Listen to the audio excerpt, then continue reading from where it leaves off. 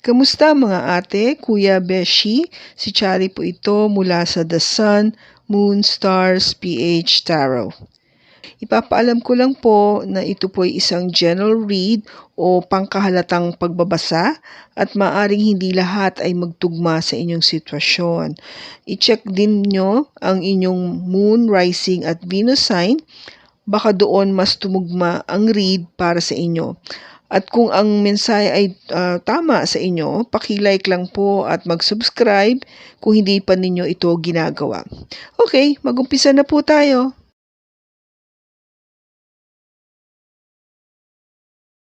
Hello po mga ate, kuya, beshis. Kamusta na po kayo? Andito ulit ako si Chari para gumawa ng another reading.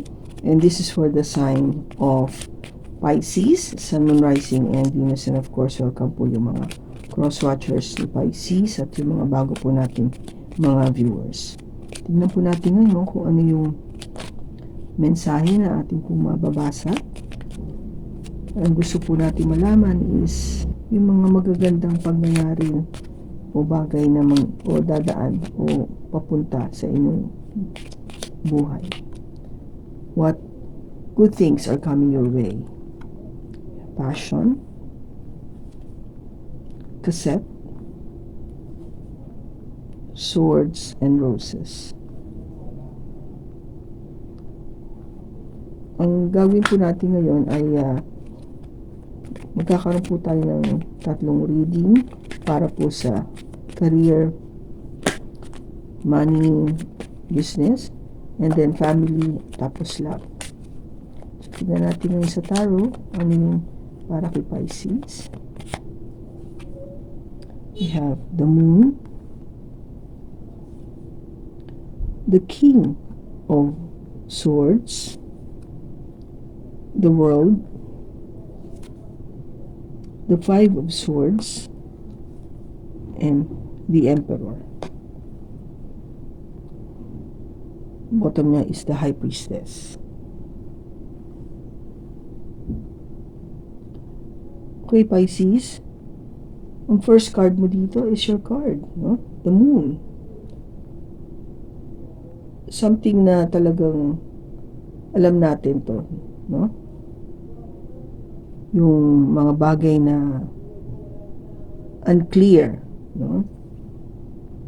Yung mga hindi natin alam. Kasi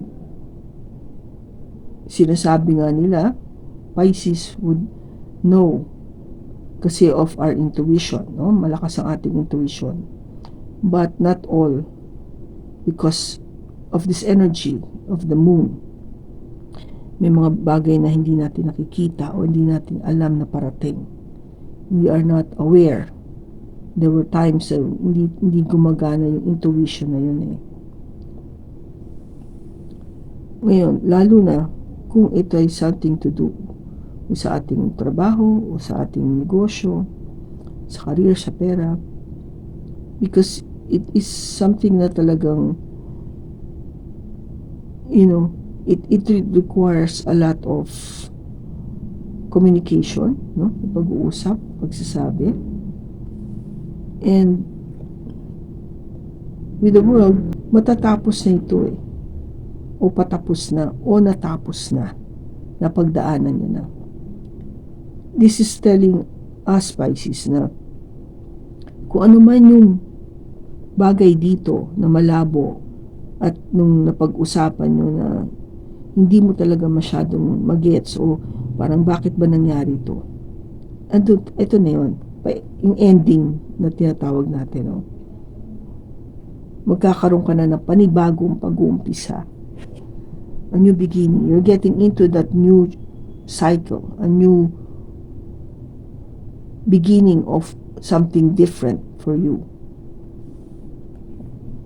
Itong parating na to, you would feel na parang half or temporary lang yung anong tawag mo dito, yung parang tagumpay.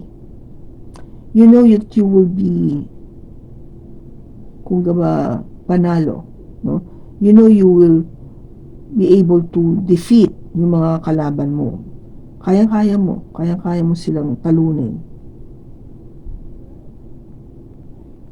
with this new cycle, ang sinasabi nga, kung dito medyo hirap ka, malabo, naguguluhan ka, pag bagong cycle na dadating, hindi na. It is something na talagang alam mo na kaya mo nang lumaban ng patas. Okay? Kung dito kasi medyo mahina pa loob mo kasi very sensitive ka or emotional, hindi mo kaya yung confrontation, yung mga ganun tipo. Dito hindi na. You're willing to fight,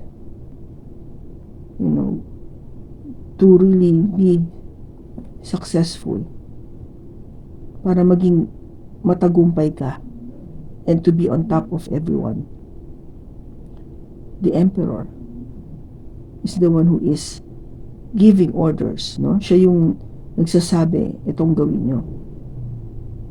Hindi ako ang susunod sa inyo. Sumunod kayo sa akin. Kasi siya yung boss, no? Nakakatanda. Kung gaba, he is the wise man. Siya yung matalinong tao. Alam niya lahat.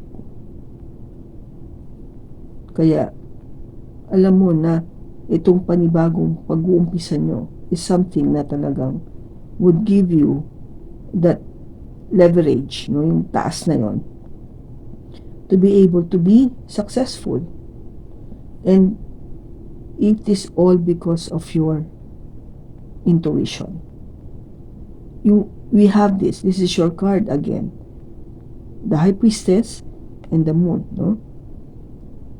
Ito yung sinasabi na gamitin mo sa lahat ng yung bagay na gagawin, sa trabaho, sa pera, sa negosyo.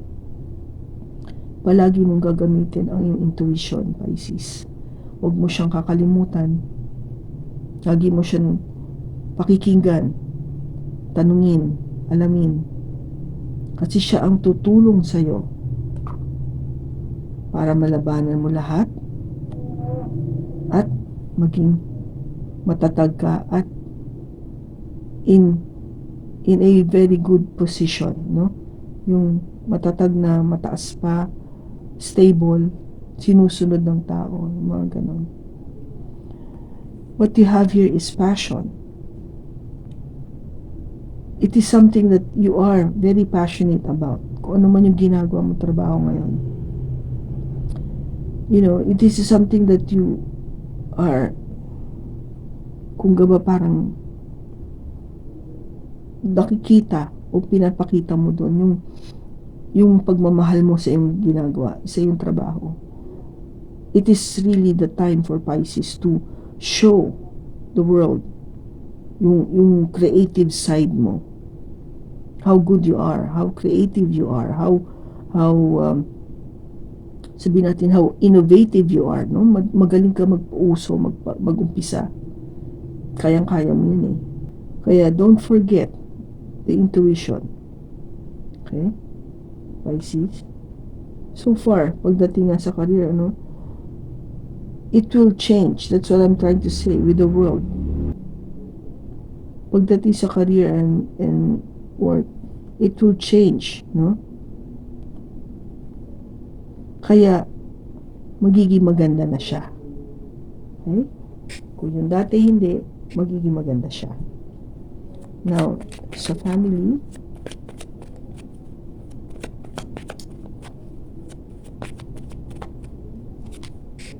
we have the Star, the Hierophant, the Nine of Cups, the Six of Wands, and the Page of Pentacles. Bottom niya is the Ten of Pentacles. So, pagdating naman sa pamilya,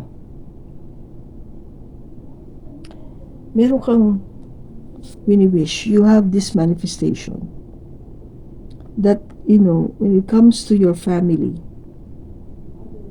lahat ng ma-wish mo maging, alam mo yung matupad at maging matagumpay ang inyong bawat isa sa membro ng inyong pamilya ay maging matagumpay sa kanya-kanyang tinatahak. and for all of you to be very, kung ba,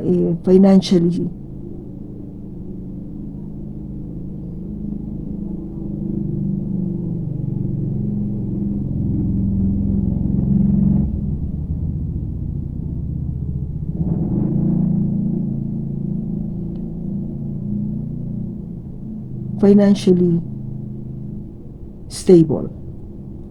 Okay? Kasi ito yun this is what you've been asking for, no, para sa inyong pamilya, na to have it all, to be the Ten of Pentacles, yung pamilya nyo. Gusto mo na maging maayos yung mga magulang mo, gusto mo na yung mga okay kayong mga magkakapatid, okay na sabihin, maayos ang bahay, hindi yung merong naiipon, no? May naiipon na tama para sa yung pagtanda ng magulang mo, na they will be okay, they will be supported, yung maayos kayo lahat.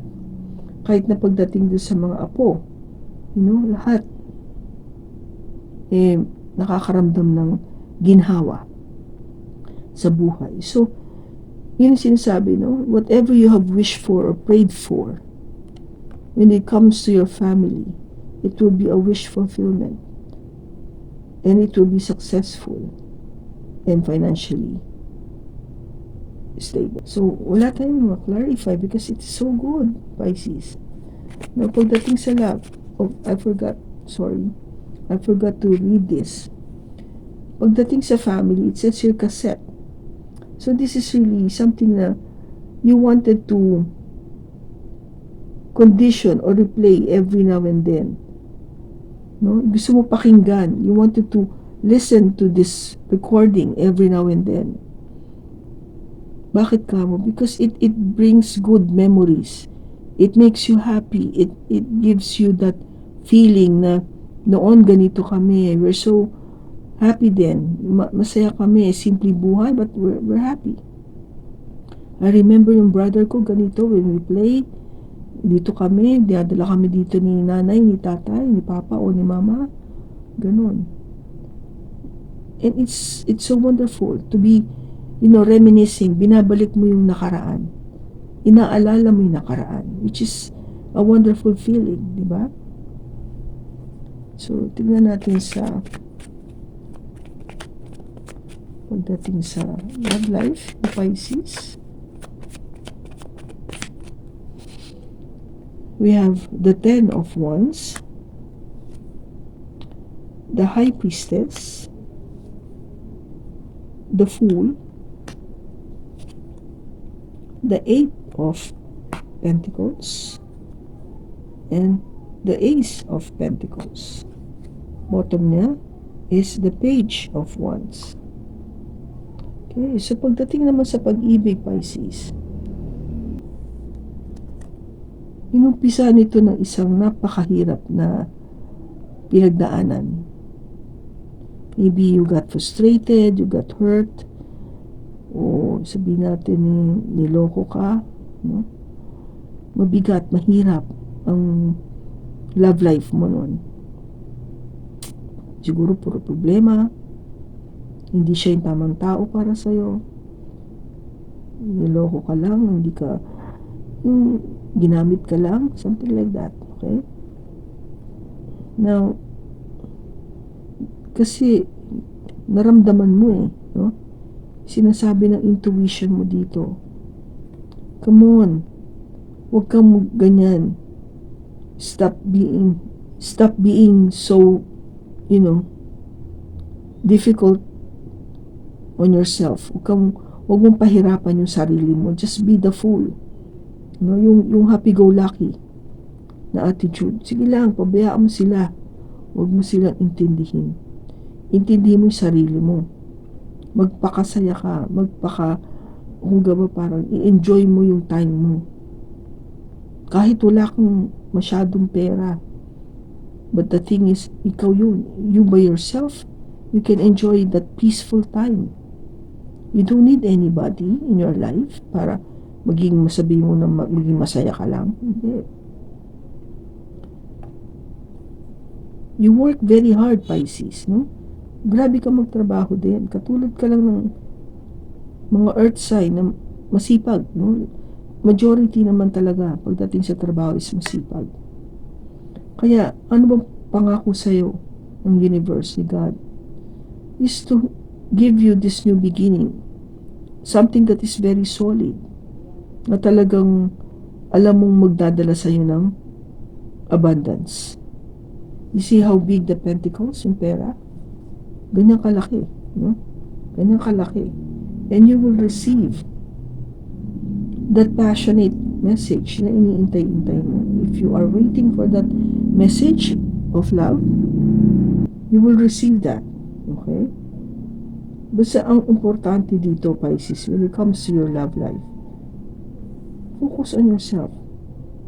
No, don't be afraid to enjoy, no? Ikaw, to have this happy-go-lucky mindset, no?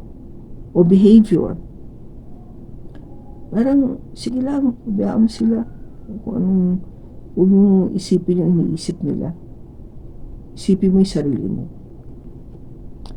Swords and roses. Kasi ito yung magbibigay sa'yo ng kaliwanagan.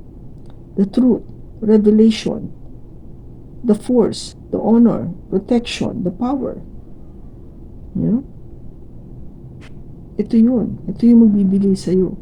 If you are clear, which is bibigyan ka nito, no? Yung high priestess, na you are the high priestess. Kung maliwanag na yung pag-iisip mo, alam mo yung katotohanan. Diba? Things will be revealed to you very clearly. Magiging maliwanag sa iyo lahat. And you would know what would be the best thing to do for you. Okay? Most especially for you. Dito kasi, sa love life, is more of loving first yourself. Not more of getting to meet someone. Maybe if you have learned to do that, that's the time na dadating yung passionate message of love na yun from someone else. Kaya nga lagi ko sinasabi with Pisces to start really, loving yourself. Huwag mo siyang kakalimutan. Hindi kasi madali yan, Pisces. It takes time for you to learn how to love yourself. Kaya if you would hear me every now and then saying that to you, kasi nga, to keep pushing you, reminding you to focus on yourself, no? Be the fool. Kaya, di ba? Para dumating itong passionate love na to na iniintay-intay mo. Okay? So, ano pa yung message natin for Pisces?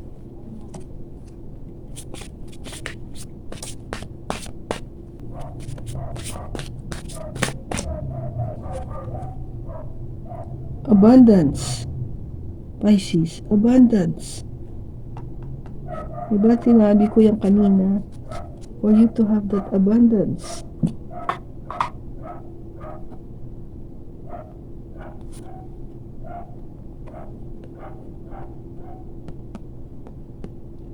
Abundance. Hindi ko na kailangan magsabi pa ng paulit-ulit na abundance. Okay? Pera, kaperahan, kaginawahan. No? Focus ka muna sa sarili mo. Para kung ka ba maging klaro kung anong dapat mong gawin, kung anong path na gagawin mo, anong karera dapat kong gawin, paano ko mag-iipon ng pera, paano kung magtatayo ba ako ng negosyo, diba? Yun eh. Kapag klaro na yung isip mo, then you will have abundance. And once you focus yourself, na talagang parang, alam mo yung okay ka na, tsaka pa dadating itong love. That's how I see it, Pisces. Okay? So, kung kanino man itong mga Pisces na ito, and that includes me, sana nakatulong ito sa inyo ng malaki. Maraming salamat sa pagsama nyo sa pagbasa na ito. Sa susunod po muli. Ingat ka and God bless.